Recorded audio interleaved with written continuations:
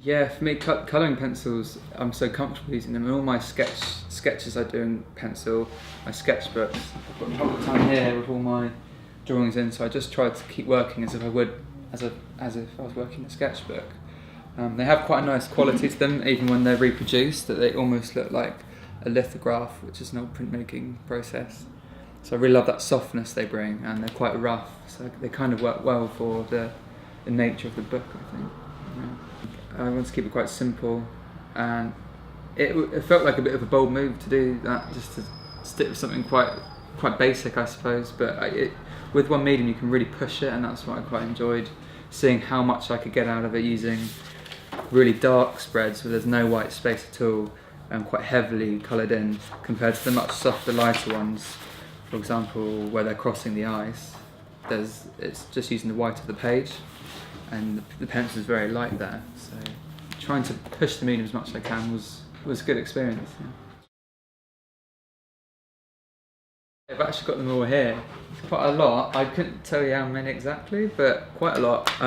So all of these ones are used for the water, things like that, whereas these ones, like the blacks and the sepias, we use for clothing, things like that. So yeah, I decided for some weird reason to keep them all. I don't know why, I find it quite satisfying seeing them all together, and you can kind of see the amount of work done, I think, by looking at them. Yeah, quite a lot. Yeah, the cover was really good fun to do actually, but it took quite a long time, so there's lots of planning involved. But basically the cover is designed around a compass. So you can see here, this is the general compass shape, and these outer rings contain different characters in the books. Animals, so dogs, seals, penguins, whales, things like that. And we've got each individual crew member in one of these diamonds, which worked out really lucky that worked out. But yeah, there's lots of little plans. I did like sketches here. You can see trying to work out the geometry of it. And then we go into more character sort of based designs here, using the actual colours that I use. So for my sketchbook, you can see the little colour palettes that I was using to work out. So I ended up just using 2 colours, so it's quite minimal. But you can see here how it originated from a very, very loose sketch.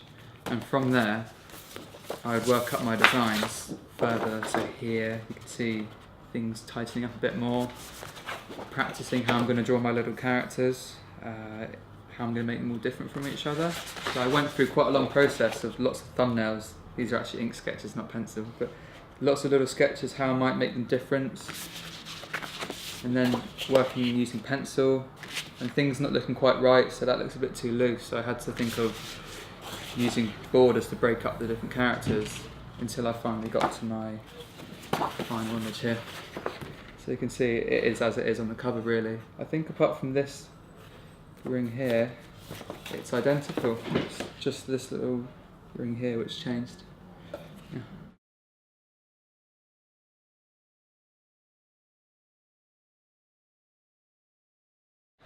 Well, my favourite spread would have to be the Storm, basically because it didn't take too much thinking to do. It was just a spread I knew I wanted a big storm on a page, so that was quite stress-free thinking of the idea, whereas the process, I went through quite a long process of thumbnails. So I started off from my original tiny sketch here, which is just some big storm clouds and some tiny little tents. And then I worked those up for a series of thumbnails like this, practicing how I might draw clouds, whereabouts the tents will be positioned, whether they're going to be in this corner, or maybe even smaller or higher up in the page. And then I'd go through again working with mark making and trying to make things more energetic and really get that movement in there, because some of these seemed a little bit static to me. And then I'd work those up again, maybe a little bit larger, practicing my mark making more, which I really enjoyed doing, until I got to these pictures here, which is where my clouds become more looking like clouds and big swooping lines. And practicing these clouds more was really good fun, until I got to the final, which is here, and it's really tiny. But that's one of the strengths I was trying to work to, was working small and then expanding images on the computer, which amplifies the marks, so it looks even more sort of energetic and windy. The process of putting a book together involves making dummy books, so you can see your book your spreads in context. So here you can see there's a spread of the boat hitting the pack ice, which I had to change because the mast, the front of the boat goes straight through the gutter like that, so that's no good. So I had to change that. But you can see most of the details are the same in the book. And this is just a black and white dummy, so I would have taken this to a publisher halfway through making it just to show them where I'm at. But we went through a series of storyboards, which is lots of tiny little thumbnails together, giving them an idea of the story.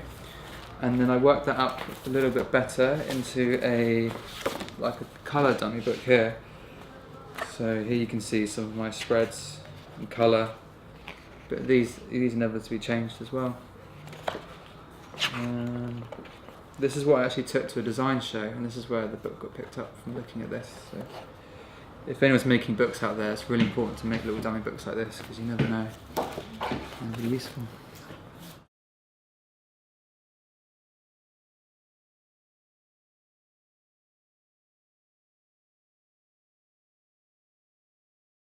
I would say just draw as much as possible and draw what you love, so what you're passionate about. You always make the best drawings from those kind of things.